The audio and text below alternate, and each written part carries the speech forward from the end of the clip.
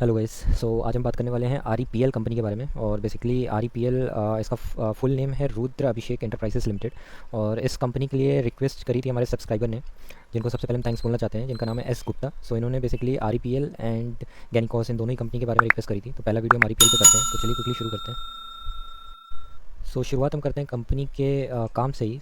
यहाँ पे आपको देखने को मिल जाएगा ये जो रुद्र अभिषेक एंटरप्राइजेस है, इसका जो मेन काम है आप देखोगे इसका इंफ्रास्ट्रक्चर रिलेटेड ही काम रहता है। इनका urban development and infrastructure consultants पे इनका मेन कामकाज हमें दिखाई देता है। और सबसे अच्छी चीज़ ये है कि इनके पास जो एक्सपीरियंस है वो बहुत ही अच्छा है। 30+ ईयर्स का एक्सपीरियंस है इनके पास। इसी के साथ साथ आपको देखने को मिलेगा कि मतलब एंड टू एंड ये कंसल्टेशन सर्विसेज भी प्रोवाइड करते हैं, जो कि इनका जो सेक्टर्स है काफ़ी डाइवर्स है। इसमें आपको देखने को मिल जाएगा कि इनका जो भी काम रहता है वो ग्रीन फील्ड या ब्राउन फील्ड प्रोजेक्ट लेते हैं और उसको कन्वर्ट करते हैं एक हाईटेक टाउनशिप के अंदर। जैसे कि जो हमारी स्मार्ट सिटीज़ होती हैं या फिर आईटी पार्क हो गए या सेज हो गए, जो मोस्टली कमर्शियल हब कहलाता है। उस तरीके के ये काम उठाते हैं। और इनकी जो कंपनी है वो एनएससीपी लिस्टेड है, नेशनल स्टॉक एक्सचेंज पे। उसके साथ ही साथ आपको यहाँ पे देखने को मिल जाएगा कि इनकी जो कंसल्टेंसी जो सर्विसेज है, बेसिकली सॉरी फॉर दैट, उसमें आपको देखने को मिलेगा ये एनालिसिस भी करते हैं, इंफ्रास्ट्रक्चर सर्विसेज भी प्रोवाइड करते हैं, अर्बन प्लानिंग करते हैं, जीआईएस बीआईएम कंसल्टेंसी भी प्रोवाइड करते हैं, बिल्डिंग एरियाज़ एंड डिज़ाइन करते हैं। साथ ही साथ जो स्ट्रक्चरल इंजीनियरिंग डिज़ाइन होती है वो भी ये करते हैं, सर्विस डिज़ाइन भी करते हैं, पीएमसी एंड रेरा कंसल्टेंसी भी ये प्रोवाइड करते हैं। साथ ही साथ स्ट्रेटेजिक मार्केटिंग एडवाइजरी का काम भी ये करते हैं।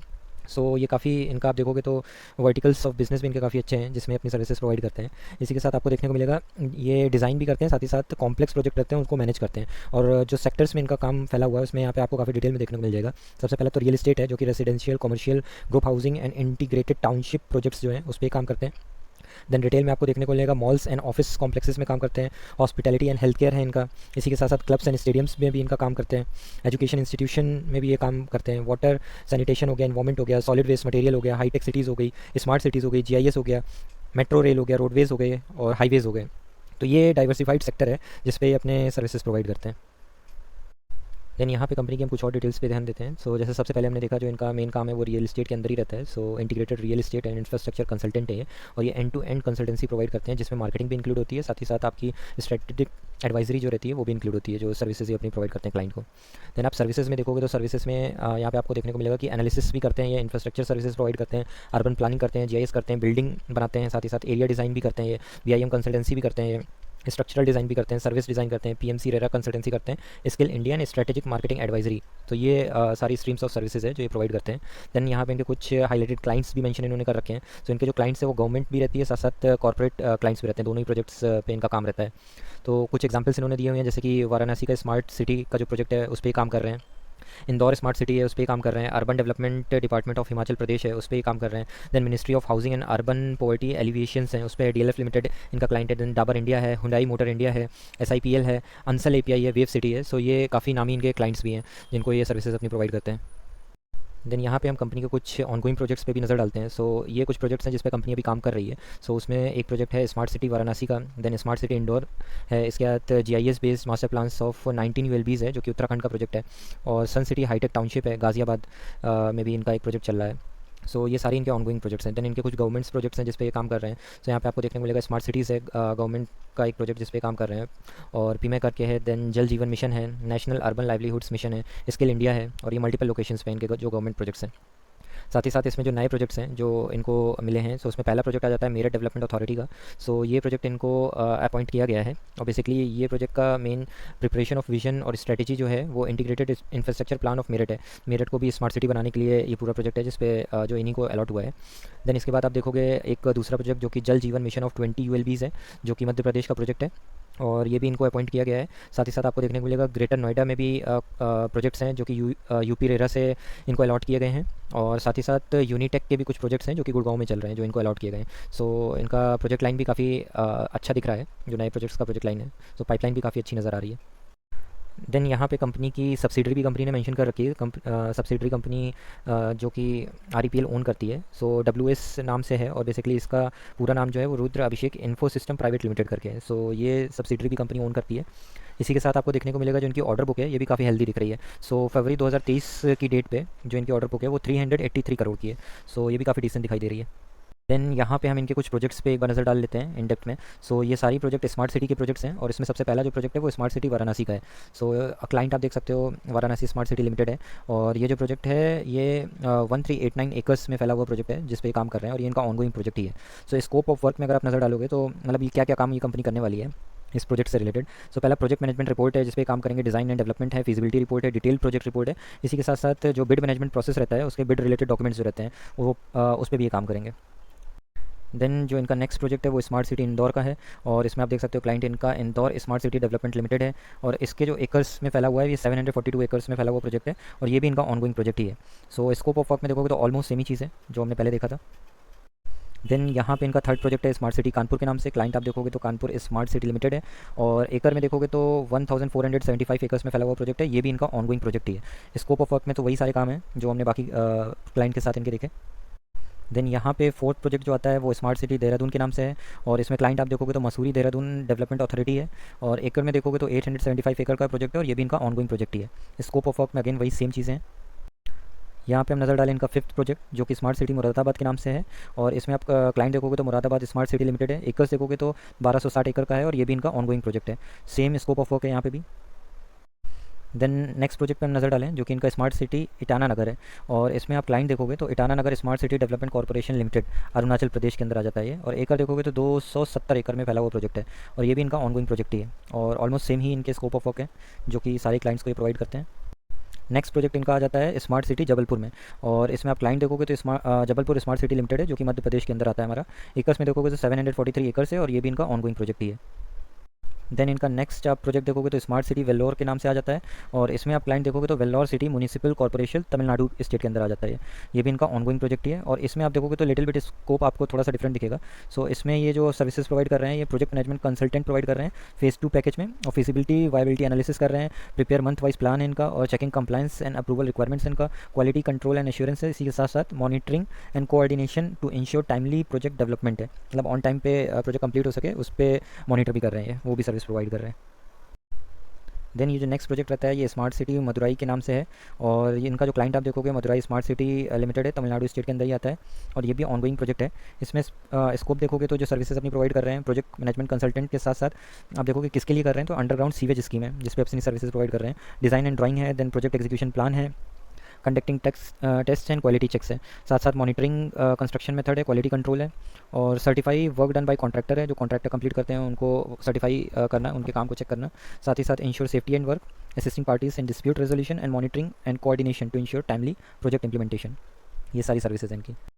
देन यहाँ पे आप देख सकते हो एक समरी दी गई है ओवरऑल ग्लैंस जो कि कंपनी करती है आरईपीएल ग्रुप की। सो इन अ नटशेल आप देखोगे तो इनके पास 25 ईयर्स की लेगेसी एक्सपीरियंस है, साथ ही साथ 300 प्लस कंसल्टेंट्स हैं इनके पास और 9 बिजनेस वर्टिकल्स में इनका कामकाज है, 5 स्मार्ट सिटी प्रोजेक्ट ये डिलीवर कर चुके हैं, 550 plus collective years of experience है जो कि पूरी कोर टीम का मिला के है और 30 प्लस इम्पैनलमेंट्स हैं इनके, साथ ही साथ 1000 करोड़ का रियल एस्टेट सेक्टर है, स्पेसिफिक फंड बीइंग रेज्ड, मतलब 1000 करोड़ रुपए का फंड रेज भी हो चुका है। साथ ही साथ यहाँ पे आपको देखने को मिलेगा 10,000 प्लस करोड़ का वर्थ के इनके प्रोजेक्ट्स और इन्वेस्टमेंट हैं जो अभी तक इन्होंने कर रखे हैं और 100 प्लस सिटीज़ है जो इंडिया में इन्होंने कवर कर रखी है, 20 प्लस रिवॉर्ड्स एंड रिकॉग्निशन है जो कि कंपनी को मिला हुआ है, 150 प्लस इंस्टीट्यूशनल क्लाइंट्स हैं जो इन्होंने सर्व कर रखे हैं और 150 प्लस आर्किटेक्चरल प्रोजेक्ट्स हैं इनके वर्ल्ड वाइड। साथ ही साथ 2,50,000 इनके प्लांट रेजिडेंशियल यूनिट्स हैं जो इन्होंने बना चुके हैं और 4,500 प्लस इनके MW plant electrical distribution systems भी हैं। देन इसी के साथ साथ 12 lakh plus hectares total area है जो कि कंपनी ने काम कर रखा है अभी तक और 12,60,000 से भी ज़्यादा पीपल को ऑफर्ड किया है इन्होंने रेजिडेंशियल यूनिट्स जिसमें लोग अभी रह रहे हैं। देन यहाँ पे एक हायरार्की चार्ट में रिप्रेजेंट किया गया है इनके सर्विस सेक्टर्स जिसमें अपनी सर्विसेज प्रोवाइड करते हैं अक्रॉस द सेक्टर्स। सो पहला जैसे हमें देखने को मिलेगा trade, repair, hotels and restaurants हैं और ये फर्दर डिवाइडेड होता है ट्रेड एंड रिपेयर सर्विसेज में एंड होटल एंड रेस्टोरेंट्स में। देन उसी के साथ साथ transport, storage, communication and service related to broadcasting है, ये फर्दर डिवाइडेड होता है railways, road transport and air transport में। इसके साथ फाइनेंशियल सर्विसेज भी है, देन रियल एस्टेट ओनरशिप है and public administration and defence है। एंड एक प्रॉपर तरीके से आप देख सकते हो डायग्राम में जो भी इनकी टोटल सर्विसेज हैं जो प्रोवाइड करते हैं वो इन्होंने मेंशन कर रखी है। सो गवर्नमेंट एंड कॉर्पोरेट्स दोनों की सर्विसेज प्रोवाइड करते हैं जैसे हमने स्टार्टिंग में देखा और सर्विसेज इनकी रहती है infrastructure consultancy services, urban planning and GIS, design and planning services, structural design, map services, project management consultancy. उसी के साथ साथ यहाँ पे देखने को मिलेगा अर्बन इंफ्रास्ट्रक्चर प्लान है, स्मार्ट सिटी प्रोजेक्ट्स है जो कि इंफ्रास्ट्रक्चर सर्विसेज के अंदर आता है, प्रधानमंत्री आवास योजना है, स्ट्रीट वेंडर मैपिंग प्लानिंग है, सिटी वाटर सप्लाई स्कीम्स है, रेन वाटर हार्वेस्टिंग डिज़ाइन है, इलेक्ट्रिकल डिस्ट्रीब्यूशन सिस्टम्स है और इलेक्ट्रिकल इंफ्रास्ट्रक्चर डिज़ाइन है। और जैसा हमने इससे पहले भी देखा, जो ये मैप सेक्टर में अपनी सर्विसेज प्रोवाइड करते हैं, सो बेसिकली मैप सेक्टर में mechanical, electrical and plumbing areas आते हैं जिसमें अपनी सर्विसेज प्रोवाइड करते हैं। तो यहाँ पे तीनों ही ब्रॉडली दे रखा है और ये फर्दर कैटेगराइज करके इन्होंने बताया कि स्पेसिफिक क्या क्या काम रहता है। तो इसमें आपको देखने को मिलेगा स्मोक एंड नॉर्मल वेंटिलेशन का जो काम होता है वो करते हैं, सेंट्रलाइज एसी का जो काम होता है वो ये करते हैं, इसी के साथ साथ रेफ्रिजरेशन सिस्टम का जो काम होता है वो है, डक्टिंग पाइपिंग सिस्टम है, heat recovery fresh air system है और मैकेनिकल प्लांट्स हैं। इलेक्ट्रिकल के अंदर इनका इंफ्रास्ट्रक्चर प्लानिंग आता है, सब स्टेशन है, पावर जनरेशन एंड बैकअप है, अर्थिंग ग्राउंडिंग सिस्टम है, लाइटनिंग प्रोटेक्शन है and low voltage systems and distribution boards and switch gears हैं। और प्लम्बिंग के अंदर रेन वाटर हार्वेस्टिंग है, वाटर सप्लाई है, डोमेस्टिक वाटर सप्लाई सिस्टम है, फ्लशिंग वाटर सप्लाई सिस्टम है, sewage handling system and treatment है and waste water handling and treatment आ जाता है। देन अभी हम आ गए हैं अपने फाइनेंशियल्स स्क्रीन पे। सो क्विकली एक बार इसके फाइनेंशियल्स भी चेकआउट करते हैं। तो सबसे पहले मार्केट कैप, और जहाँ पे सबसे पहला डिस्क्लेमर है, it's a very very very risky company क्योंकि इसका मार्केट कैप बहुत ही कम है। माइक्रो नैनो कैप कंपनी भी हम इसको कह सकते हैं। ओनली 314 करोड़ का इसका मार्केट कैप है। स्टॉक पी आप देखोगे 26 के आसपास काम कर रहा है एंड ROCE एंड ROE आप देखोगे तो दोनों ही डबल डिजिट में हमें दिखाई दे रहे हैं, बट बहुत ज़्यादा अच्छे नहीं है, बट एटलीस्ट डबल डिजिट में है।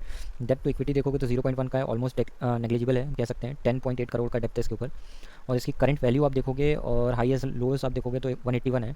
So just for reference current market price अगर हम देखें तो अभी के हिसाब से 184 के आसपास काम कर रहा है। ये कुछ दिन पुरानी की स्लाइड है, सो आप 181 वाले को निगलेक्ट करके चल सकते हैं, बट अभी भी ऊपर से ये स्लाइटली डिस्काउंटेड प्राइस पे ही अवेलेबल है। 201 का अगर हम इसका हाई देखें तो डिविडेंड यील्ड ना के बराबर है और फेस वैल्यू 10 की है। सो इन फ्यूचर स्प्लिट वगैरह के चांसेस रह सकते हैं इस कंपनी में। देन यहाँ पे इसका अगर हम मीडियन पी देखें, सो मैक्सिमम पे लगा रखा है मैंने, और यहाँ पे आप देखोगे तो आपको देखने को मिलेगा इसका जो इसका पी करंटली है वो 26 के आसपास काम कर रहा है और इसका मीडियन पी है वो 17.4 का है। सो अपने मीडियम से तो अभी भी है आपको ऊपर ही दिख रहा है। सो स्लाइटली से आप कह सकते हो कि हाई वैल्यूएशन पे ही है। देन यहाँ पे कंपनी के क्वार्टरली नंबर्स दिए हुए हैं। सो क्विकली एक बार इस पर नज़र डालते हैं। तो सबसे पहले हम सेल्स देखते हैं। सितंबर 2022 से हमारे पास डेटा अवेलेबल है। सो 14 की सेल थी वो 21 हो जाती है, 21 से 31 हो जाती है और फिर यहाँ पे आ जाता है डिप हमारे पास 31 से डायरेक्ट 15 हो जाती है, फिर 15 से 20, 20 से 16, 16 से 24 और फिर 24 से 16 हो जाती है, फिर 17, फिर 22, फिर 31 एंड अभी आप देखोगे वापस डिप करके 18 के आसपास है। तो हमें कंसिस्टेंसी की साफ साफ हमें यहाँ पे कमी नज़र आ रही है। और अगर हम इसका ऑपरेटिंग प्रॉफिट मार्जिन पे नज़र डालें, सो यहाँ पे आप देख सकते हो। सो पहले 11 के आसपास था, देन 29 है, फिर 36 है, इसके बाद 26, 25, 25 और यहाँ पे ऑलमोस्ट ना के बराबर हो जाता है, फिर 25, 26, 26, फिर यहाँ पे 1 के हो जाता है, फिर यहाँ पे 24। सो प्रॉफिट मार्जिन में भी हमें डिस्क्रिपेंसीज दिख रही हैं, मतलब कंसिस्टेंसी हमें नहीं दिख रही है क्लियर शॉट पे। और यहाँ पे अगर आप ध्यान दो जो कि नेट प्रॉफिट है, टैक्स वगैरह पे करने के बाद आता है क्वार्टरली। सो इसमें आप देखोगे 1 से 4 होता है, 4 से 7 एंड यहाँ पे डिप आता है, 2 होता है, फिर 4 होता है, फिर 3, फिर 4, फिर 3। सो वही सेम ही रेंज में 2, 4, 1, फिर 3, मतलब बहुत ही ज़्यादा आप कह सकते हो अच्छे प्रॉफिट्स हमें नज़र नहीं आ रहे हैं क्वार्टरली बेसिस पे। देन यहाँ पे हमारे पास ईयरली नंबर्स भी कंपनी के दे रखे हैं। सबसे पहले अगर हम सेल्स पे नज़र डालें, सो 2013 से हमारे पास डेटा अवेलेबल है। 23 की सेल्स है जो कि 33 होती है, 38 होती है, 37 होती है, फिर 33 होती है, देन 43 होती है और उसके बाद 52 होती है। तो यहाँ पे अगर आप गौर करोगे सो 23 से 43 एंड 52, सो ऑलमोस्ट हम कह सकते हैं कि कंपनी ने 5 से 6 साल लगा दिए अपनी सेल्स को डबल करने के लिए। सो ये थोड़ा सा निगेटिव दिख रहा है डेटा, बट इसके अलावा अगर हम देखें 2020 से, सो 79, 73, 77, 89 एंड 91, सो वही 5 से 6 साल कंपनी लगा देती है अपनी सेल्स को डबल करने के लिए। So not at all very attractive numbers अगर ग्रोथ के पर्सपेक्टिव से हम बात करें, बट अगर आप ऐसे देखोगे तो ओके ओके नंबर दिख रहे हैं। और यहाँ पे प्रॉफिट मार्जिन देखोगे तो प्रॉफिट मार्जिन हम कह सकते हैं कि कंपनी मेंटेन कर पा रही है। यहाँ पे थोड़ा सा प्रॉब्लम होता है, बट हाँ मतलब 20 के आसपास का मेंटेन कर पा रही है। डबल डिजिट में तो हर बार ही प्रॉफिट मार्जिन रह रहा है कंपनी की, so at least that's a good thing. और यहाँ पे अगर हम नेट प्रॉफिट पे ध्यान दें, सो यहाँ पे भी सेम कहानी आपको देखने को मिलेगी। 4 का प्रॉफिट है जो कि 5 होता है, फिर 6 होता है, फिर 7 होता है, वापस से डिप आता है, 4 होता है, 4 होता है एंड 8 होता है। सो ऑलमोस्ट 4 का जो प्रॉफिट रहा डबल होने में कंपनी से 6 साल लगा दिए। इसके बाद आप देखोगे 8 से फिर 6 हुआ, फिर 13, फिर 15, फिर 12, 12। सो ऑलमोस्ट हम कह सकते हैं अभी तक 16 हुआ ही नहीं है। सो वही 5 से 6 साल कंपनी लगा देती है प्रॉफिट को भी डबल करने में। और जिस हिसाब से सेल्स एंड प्रॉफिट होते हैं आपको पता ही होगा कि उस हिसाब से ही स्टॉक प्राइस भी बढ़ता है। सो अगर 5 से 6 साल लग रहा है हमारी सेल्स और प्रॉफिट डबल होने में, तो आप मान के चल सकते हो कि स्टॉक का प्राइस भी एटलीस्ट 5 से 6 साल तो लगा ही देगा उसको सेम रिफ्लेक्ट करने में, डबल करने में। और यहाँ पे हमारे पास हिस्टोरिकल डेटास कुछ अवेलेबल है। सो 10 साल का हम देखें कंपाउंडेड सेल्स तो 14% के हिसाब से रही है, 5 साल में 16%, 4 और 16%। और प्रॉफिट का हम देखें ग्रोथ तो 12%, 27%, 42%। और यहाँ पे CGR स्टॉक का देखें सो 35% 5 साल का डेटा है, 10 साल का अवेलेबल नहीं है। और 3 साल का आप देखोगे 63% और लास्ट 1 साल से माइनस में है। इक्विटी आप देखोगे वो भी डबल डिजिट्स में दिख रही है। सो यहाँ पे तो ओके ओके दिख रहे हैं, ऐसा जैसी कोई प्रॉब्लम नहीं दिख रही है नंबर्स में। और ये जो सबसे इंपॉर्टेंट फैक्टर आ जाता है वो ये है कि कंपनी की जो प्रमोटर होल्डिंग है वो 68.64 है। सो काफ़ी डिसेंट प्रमोटर होल्डिंग दिख रही है कंपनी की। पर जो नोट करके चलने वाली बात है, इसमें ना तो म्यूचुअल फंड्स की होल्डिंग है, ना डोमेस्टिक इंस्टीट्यूशन है, ना ही फॉरेन इंस्टीट्यूशन है। तो सिर्फ और सिर्फ पब्लिक एंड प्रमोटर्स ही हैं। तो बाकी जो बची कुची होल्डिंग्स है वो पब्लिक के ही पास आपको देखने को मिल जाएगी। सो ये रिस्क फैक्टर है जो कि आप नोट करके चल सकते हो, जो कि हाई रिस्क फैक्टर है। देन हम क्विकली एक बार टेक्निकल्स भी कवर कर लेते हैं। सो फ्राइडे को जो इसने क्लोजिंग दी वो ऑलमोस्ट 2% डाउन होकर क्लोजिंग दी है, और क्लोजिंग प्राइस 184.50 का रहा। इसके साथ साथ अगर हम इसका मैक्सिमम चार्ट पैटर्न देखें, सो इसकी जो लिस्टिंग होती है वो आपको देखने को मिल जाएगी 111 रुपीज़ पे ये लिस्ट होता है, और लिस्टिंग जो होती है इसकी 18 दिसंबर 2022 को होती है। सो ऑलमोस्ट हम मोटे मोटे तौर पे गए तो 3 साल इसके कंप्लीशन को होने वाले हैं लिस्टिंग के बाद। और टोटल रिटर्न आप देखोगे तो 66.22% का है। So not bad. बट इसके अलावा अगर हम देखें, सो अपने ये ऑल टाइम हाई से अभी भी आपको काफ़ी डिस्काउंटेड प्राइस पे ही मिल रहा है। सो अभी आप देखोगे ऑल टाइम हाई से अपने 30% डिस्काउंट पे अवेलेबल है। देन इसके हम टेक्निकल्स देखें अगर चार्ट पे, सो यहाँ पे आपको क्लियरली शो हो जाएगा। सो 186 के आसपास इसका स्टॉक प्राइस है, और जो सबसे आप कह सकते हो शॉर्ट टर्म एक तरीके से रेसिस्टेंस जो इसका बनेगा, सो ये ऑलमोस्ट अपने रेसिस्टेंस पे ही है, क्योंकि यहाँ पे आप देखोगे तो स्टॉक ने अपने सपोर्ट लिया था और उसी के आसपास ये अभी काम कर रहा है। सो सबसे पहले तो 186 के लेवल पे इसको अगर टिकना है तो इसके ऊपर इसे जाके अपनी क्लोजिंग देनी पड़ेगी। और नियर टर्म जो इसका फिर रेजिस्टेंस है वो यहाँ पे आपको 190 के आसपास दिखाई दे रहा होगा। सो ये बहुत क्रूशियल इसका लेवल है। अगर ये 190 के ऊपर जाके टिकता है तब एक बार हम इसमें बाइंग करने के बारे में सोच सकते हैं। और सेम चीज़ आपको वीकली चार्ट पे भी यहाँ पे मैं दिखाता हूँ, तो इसमें भी आप देखोगे सो ऑलमोस्ट सेम ही चीज़ आपको नजर आएगी। सो ये वाला जो इसका लेवल है 190, और अगर साइकोलॉजिकल लेवल देखा जाए तो 200 का लेवल इसका साइकोलॉजिकल लेवल निकल के आता है। तो अगर ये 200 के लेवल के ऊपर जाके क्लोजिंग देता है, मतलब अपने सपोर्ट एक तरीके से, फिर ये 200 का जो लेवल है जो अभी इसका रेसिस्टेंस का काम करेगा वो फिर ये वापस सपोर्ट का काम करने लगेगा। सो अगर ये 200 के लेवल के ऊपर क्लोजिंग देगा तब हम इसमें बाइंग करने के बारे में सोच सकते हैं, क्योंकि तब मोर प्रेफरेबली हम सेफर साइड पर रहेंगे। और अगर इसमें बाइंग करनी है तो दोनों ही ऑप्शन है। पहला तो 200 के लेवल के ऊपर इसको क्लोजिंग देनी चाहिए और वहाँ पे बेस बनाना चाहिए। और अगर हम दूसरा फैक्टर देखें, अगर इसमें डाउनफॉल आता है, सो ये जो एक लेवल है इसको ये अगर तोड़ता है, सो ऑलमोस्ट हम कह सकते हैं 175 के आसपास का ये लेवल है। सो 175 का लेवल अगर ये तोड़ के नीचे जाता है तब हम इसमें बाइंग करने के बारे में सोच सकते हैं। सो ये 2 लेवल्स हो गए। और अभी हम आ जाते हैं अपने कंक्लूजन पे। सो ऑल टुगेदर हमने कंपनी के फंडामेंटल्स देखे, टेक्निकल्स देखें। सो सबसे पहला फैक्टर तो यही आता है कि it's a very risky company, क्योंकि इसका मार्केट साइज़ बहुत ही कम है। So it's a nano company हम इसको बोल सकते हैं। और fundamental wise it is okay, कहीं कोई हमें ऐसी प्रॉब्लम नहीं दिखी। But to be really honest, अगर किसी को इसमें ग्रोथ पर्सपेक्टिव से जाना है, अगर ग्रोथ कंपनी के तौर पर जाना चाहता है, तो मेरे हिसाब से तो क्लियर नो है, just because of the reason कि इसकी सेल्स और प्रॉफिट की जो ग्रोथ है वो बहुत ज़्यादा अच्छी नहीं दिखी। पर्सनली ये मेरा ओपिनियन है, क्योंकि इस लेवल पे इतना रिस्क लेके हमारे पास मार्केट में बहुत सी अच्छी कंपनीज है जिसमें जाया जा सकता है। बट इरिस्पेक्टिव ऑफ दैट, किसी का ऐसी कंपनी में इंटरेस्ट है अगर वो जाना चाहता है तो fundamental wise it is good. और बाकी जो भी हमने फैक्टर देखा, डेब्ट इक्विटी रेशियो वो भी काफ़ी अच्छा है, डिसेंट है। तो ऐसे कोई प्रॉब्लम नहीं दिख रही है। अगर किसी को पर्सनली ये कंपनी पसंद है तो इसमें जाया जा सकता है। बट ग्रोथ पर्सपेक्टिव से कोई जाना चाहता है तो क्लियर नो है मेरी तरफ से। This is my personal opinion. और इसी के साथ हम अपना वीडियो यहीं पर क्लोज करते हैं। अगर आपके कुछ कमेंट्स हैं या किसी और स्पेसिफिक कंपनी के बारे में आपको एनालिसिस का वीडियो चाहिए तो feel free to comment it down, और उसके अकॉर्डिंग हम अपने फर्दर वीडियोज़ लेके आएंगे। Thank you so much guys, and till then take care, bye bye, good night.